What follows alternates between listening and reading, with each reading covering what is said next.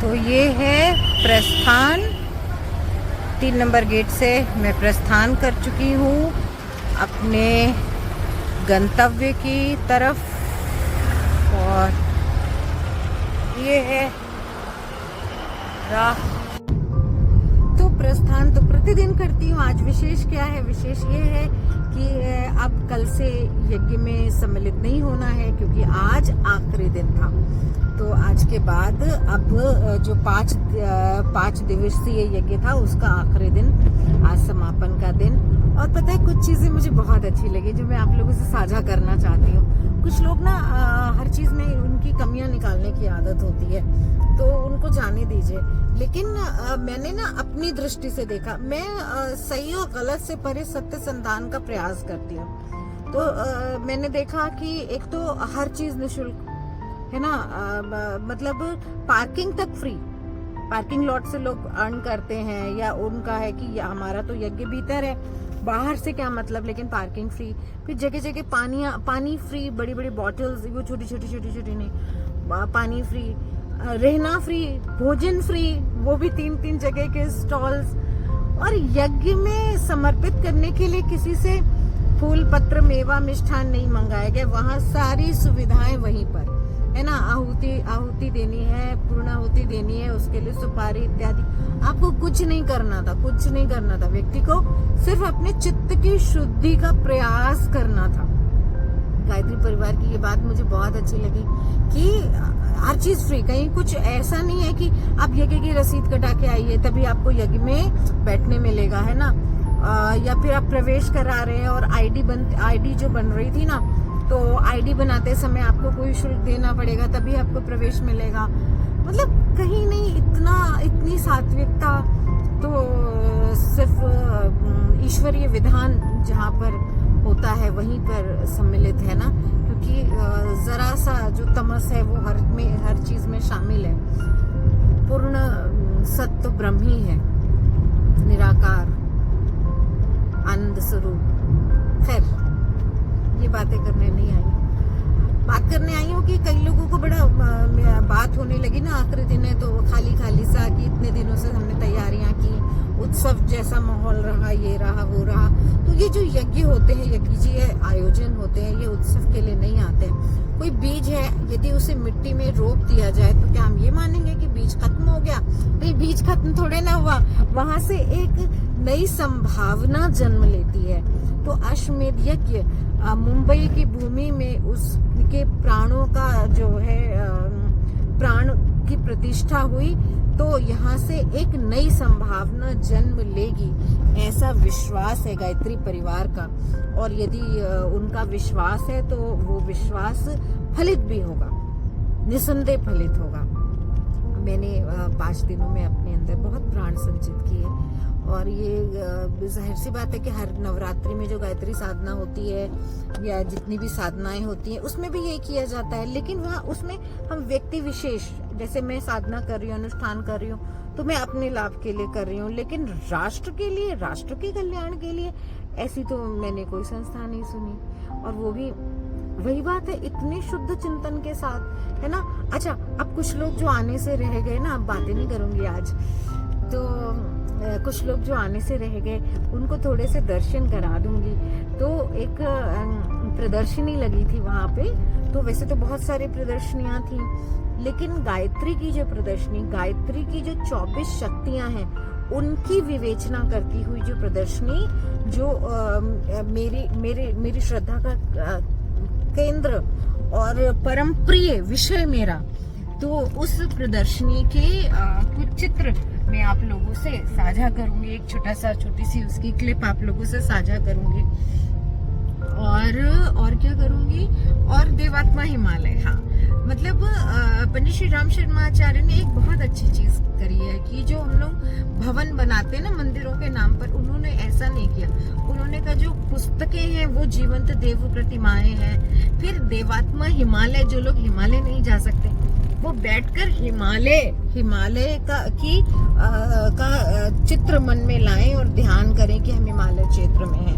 अपनी भावना वहां तक लेकर जाएं और उसका लाभ लें। अपने हिमालय की गुफाओं में नहीं जा सकते साधना करने, अपनी हृदय गुहा में प्रवेश करें और ऐसा करें। फिर उन्होंने कॉन्सेप्ट दिया देवात्मा हिमालय के साथ हरितिमा देवालय, तो मतलब वो भी कॉन्सेप्ट, उस पर भी मैं उनका वीडियो, उनके कॉन्सेप्ट को मैंने शूट किया है जब मैं शांति कुंज गई थी तब। वो आप लोग जरूर देखिएगा मेरे शुरुआती वीडियोस, आप लोगों को बहुत अच्छी जानकारी मिलेगी यदि आप लोग जानकारी चाहते होंगे सुगात्री परिवार के संबंध में। तो यदि नहीं चाहते होंगे तो कुछ नहीं मिलेगा, व्यक्ति चाहे तो ही भगवान मिलते हैं, न चाहे तो कुछ नहीं मिलता है ना। फिर तो आसपास ही सब कुछ रहता है लेकिन हस्तगत नहीं होता, हस्तगत नहीं होता। हस्तगत पानी करने के लिए पुरुषार्थ करना पड़ता है, बिना पुरुषार्थ के कुछ नहीं मिलता। तो ये जो पुरुषार्थ है ये भी संकल्प बल जब हमारे भीतर जागृत होता है तो ही हम पुरुषार्थ कर पाते हैं। संकल्प बल जागृत होने के लिए फिर वही बात आ गई, गायत्री शक्ति, ब्रह्म की स्फुरना है गायत्री शक्ति, है ना। वो जब आएगी तभी सावित्री की जो सेगमेंट है, एक है गायत्री एक है सावित्री। तो जो परमाणु शक्ति है उसमें आती है प्राणाग्नि, है ना, प्राण शक्ति। तो तभी संकल्प भी जाके बढ़ना, जिसके भीतर प्राण नहीं है जिस व्यक्ति के अंदर, उसका संकल्प भी निरीह होगा, है ना। उसका संकल्प किसी काम का नहीं है, उसका संकल्प बस इतना ही कि आज कैसे भी करके मुझे भोजन करके ही सोना है, बस इससे ज्यादा का संकल्प कर ही नहीं पाएगा। तो वही करते हैं लोग, बड़े बड़े संकल्प वही लोग ठानते हैं। दशरथ माझी बन जाते हैं ऐसे लोग जो प्राणवान होते हैं, है ना। और ऐसे लोगों की तो ईश्वर भी मदद करता है, पहाड़ में से रास्ता निकाल देता है। तो आप लोग गायत्री, माँ गायत्री की साधना तो करें ही, लेकिन उसके साथ उनका अध्ययन भी करें। तो मैं ना एक यहाँ पे जो मैं उनकी क्या बोल रही थी, गायत्री की जो प्रदर्शनी थी ना, उसका मैं यहाँ पर एक छोटी सी क्लिप अपनी बात समाप्त करने के बाद में आप लोगों को दिखाऊंगी। इसी बहाने अश्वमेध यज्ञ के दर्शन भी हो जाएंगे ना। अश्वमेध स्थल में ही तो लगा था, वो लगी थी प्रदर्शनी, उसी की क्लिप और उसी देवात्मा हिमालय की क्लिप जो अश्वमेध स्थल पे थी, उसी की क्लिप मैं इसके आगे लगाऊंगी। लेकिन साथ साथ मैं जब मैं बहुत पहले एक साल पहले, 1.5 साल 2 साल पहले, बहुत पहले, मतलब ऐसे बोल रही थी जैसे 10 साल नहीं, अभी हाल में कुछ 1 साल पहले जब मैं हरिद्वार गई थी ना, तो वहाँ ब्रह्म वर्चस्व में मैंने एक वीडियो बनाया था गायत्री की 24 शक्तियों से संबंधित। तो उस वीडियो को भी कमेंट बॉक्स में मैं ना उसको कॉपी कर दूंगी। तो कॉपी पेस्ट है ना, पिन, पता नहीं क्या कहते हैं सीख रही हो ना, तो धीरे धीरे सीख जाऊंगी। वर्ड्स भूल जाती हूँ, टेक्निकल वर्ड्स जो होते हैं ना उनके नाम भूल जाती हूँ, लेकिन आप लोग तो सब जानते हैं ना। तो वही बात है, कुछ लोग दीन के बारे में थोड़ा इंटरेस्ट रखते हैं तो जानते हैं, कुछ लोग दुनिया के बारे में जानते हैं। तो मैं ना दीन को पूरा जानती हूँ ना दुनिया को पूरा जानती हूँ, लेकिन मैं प्रेम को पूरा जानती हूँ, है ना। और प्रेम मुझे किससे है? आप लोगों से है। तभी मैं अपनी अनुभूतियाँ आप लोगों के साथ साझा करती रहती हूँ। और पता है मैं सुबह 3 बजे की उठी हुई हूँ, और उसके बाद मैंने क्योंकि यज्ञ किया, और आज मैंने 2 बार यज्ञ किया क्यों किया? क्योंकि उसका कारण व्यक्तिगत है, अभी नहीं बताऊंगी। क्योंकि गुरुदेव, या समझ लीजिए बस ऐसा गुरुदेव ने करा दिया, ठीक है, मुझे समय दे दिया, मुझे बस तो हो गया। तो ये था। तो हाँ, मैं गायत्री की 24 शक्तियों से संबंधित वो पुराना वीडियो इसमें लिंक कर दूंगी, क्योंकि अभी मैं सिर्फ दर्शन करा रही हूँ। इसमें जो क्लिप है ना, उसमें सिर्फ टाइम नहीं था मेरे पास यज्ञ करने का, से मुझे वक्त ही नहीं मिला। मुझे लगा ये वीडियो तो मैं बाद में बना लूंगी, लेकिन फिर मुझे ध्यान आया कि नहीं, बना लेती हूँ, आखिरी दिन है।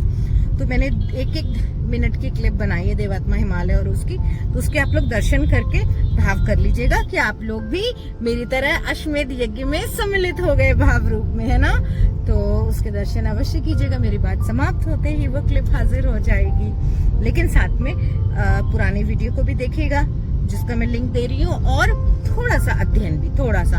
जब हमें कुछ जानना होता है, हमें कोई ऐसी चीज टीवी पर कोई एडवर्टाइजमेंट देख लेते हैं, कोई चीज देख लेते हैं, कोई खाने की चीज देख लेते हैं, तो उस दुकान को ढूंढते हम वहां पहुंचते हैं। या पर्टिकुलर ब्रांड की कोई चीज होती है, उस ब्रांड के कपड़े ढूंढते फिर हम उसे खरीदते हैं। या खाने की कुछ भी ऐसी चीजें होती हैं, तो फिर जब हम जो हमारा जीवन परिवर्तित करने के लिए माँ गायत्री शक्ति, तो उसको हम क्यों नहीं ढूंढते थोड़ी बहुत पुस्तकों का अध्ययन कर लें, करना चाहिए ना, नहीं करेंगे तो माँ नाराज होती है। नाराज होकर कोई श्राप तो नहीं देती है, लेकिन दुखी होती है।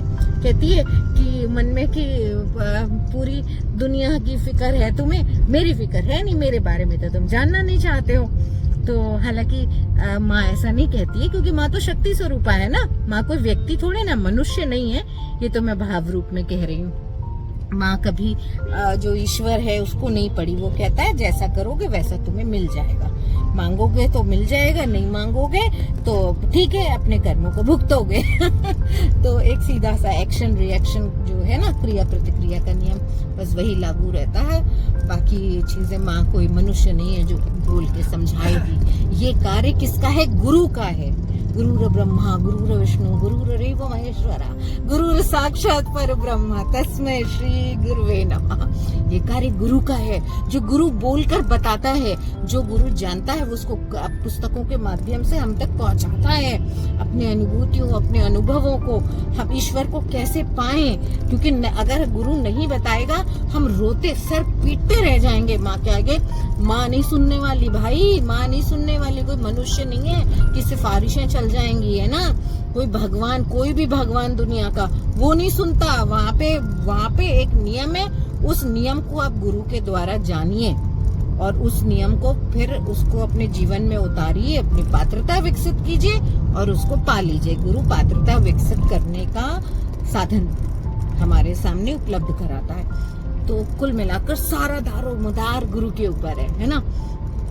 गुरु को साध लिया जिसने, तो उसने समझिए कि ईश्वर को साध लिया।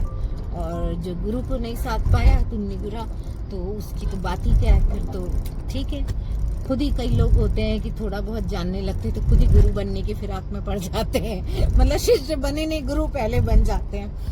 तो गुरु बनना सरल है क्या? शिष्य बन पाना बड़ी बात है। मतलब शिष्य बन गए तो गुरु के पास जो है सब ऐसे ही मिल जाएगा।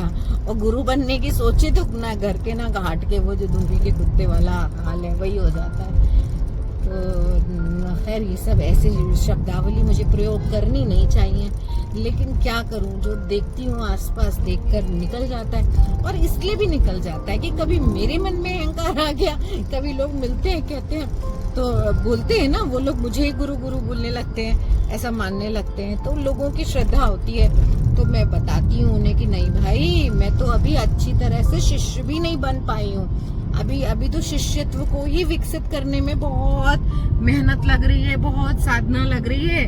गुरु तो सोच ही नहीं सकते, मतलब 100 सैकड़ों, मतलब गुरु कौन बने? कोई बच्चा होता है जो बड़ा होना चाहता हो? आप बताइए, कोई दुनिया का बच्चा बड़ा नहीं होना चाहता। गुरु, अरे गुरु कोई बनता नहीं है, गुरु तो प्रकट होता है, गुरु अवतरित होता है। गुरु को जो समझ गया ना, तो वो जीवन में अपनी सारी ऊर्जा, जन्मांतर तक की अर्जित सारी ऊर्जा शिष्य बनने में लगाएगा कि किसी तरह उसका गुरु उस पर प्रसन्न हो जाए, है ना। तो गुरु बहुत बड़ी बात होती है। तो मैंने इसलिए भी ऐसी शब्दावली का प्रयोग किया कि कभी अहंकारवश, है ना, दुनिया में जैसी चीजें होती है उनको देखकर कभी कोई मैं कहे और मैं ही प्रसन्नता से अच्छा मैं, है ना, होता है, शुरुआत में होता है, अहंकार बहुत आता है। तो मन में ऐसा आए तो मुझे मेरे कहे शब्द याद आए कि नहीं भाई, शिष्य बनना है, शिष्य बनना है, शिष्य बनना है, शिष्य बनना है। जो शिष्य बन गया वो उस पार लग गया। जो शिष्य नहीं बन पाया, सब बनकर सब बेकार, सब बन गया लेकिन सब बेकार, सब बेकार, सब बेकार। तो मैं अपनी बात यही समाप्त करती हूँ। आप लोगों को वो छोटी छोटी जो क्लिप्स हैं वो मैं दिखाती हूँ, आप लोग देखिए, भाव कीजिए। और गायत्री पर जो मैंने वीडियोस बनाए हैं उनकी 5 भाग हैं उनके, वो 5 भाग जरूर देखिए और जरूर देखिए, बस और कुछ नहीं। और मेरे वीडियोस नहीं देखना चाहे तो गुरुदेव के देखिए, गुरुदेव के नहीं देखना चाहे तो चिन्मय भैया के 2 वीडियोस गायत्री मंत्र विज्ञान पर इतने अच्छे हैं, मतलब आप वही देख लीजिए। उससे सुंदर, उससे सरल भाषा में तो किसी ने कुछ बताया ही नहीं है। और इसके अलावा गायत्री महाविज्ञान तो है ही, उसे किसी अनुभवी के साथ ही आपको सुपरविजन में ही पढ़ना होगा, क्योंकि उसकी शुरुआत में उसकी शब्दावली इत्यादि इतनी समझ में नहीं आती ना। तो मैं बात समाप्त करती हूँ। अच्छा, आप लोगों को प्रणाम निवेदित तो किया ही नहीं, तो आप सबको बहुत बहुत बहुत प्रणाम निवेदित करती हूँ और आज्ञा लेती हूँ। और वो हाँ, जाने से पहले वो क्लिप्स आगे आ रही हैं आप लोगों के लिए खास।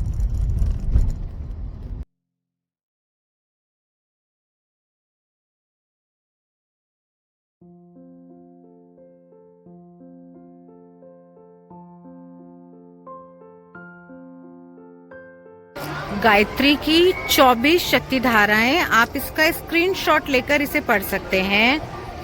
उसी के क्रम में इसका स्क्रीनशॉट लेकर भी पढ़ सकते हैं। इसी के साथ गायत्री, आदिशक्ति गायत्री के संबंध में, और ये उनका चित्र है, इसके संबंध में एक वीडियो बना चुकी हूँ और गायत्री महाविज्ञान पढ़ के इसकी संपूर्ण जानकारी ले सकते हैं। इससे संबंधित यदि कोई पुस्तक का लिंक या वीडियो का लिंक मुझे याद आया तो मैं इसके साथ में नीचे कर दूंगी पिन। ये गायत्री की ब्राह्मी शक्ति अलग से एक वीडियो आप लोग कहेंगे तो मैं ज़रूर बनाऊंगी। हाँ, ये बता दूं कि पहले मैं शुरुआत में इसका वीडियो बना चुकी हूँ, हो सका तो उसके 5 भाग का लिंक मैं इसमें दे दूंगी। माँ वैष्णवी के दर्शन, मैंने ब्रह्म वर्चस्व का वीडियो बनाया था, उसमें इनका जिक्र किया था, उसका लिंक मैं ढूंढकर कमेंट बॉक्स में पिन करती हूँ। वेद माता माँ, माँ देव माता, विश्व माता माँ, ऋतंभरा, मंदाकिनी, अजपा, रिद्धि, सिद्धि, सावित्री, सरस्वती, माँ महालक्ष्मी, महाकाली, कुंडलिनी शक्ति, प्राणाग्नि, भुवनेश्वरी, भवानी, अन्नपूर्णा, महामाया, पयस्विनी, त्रिपुरा।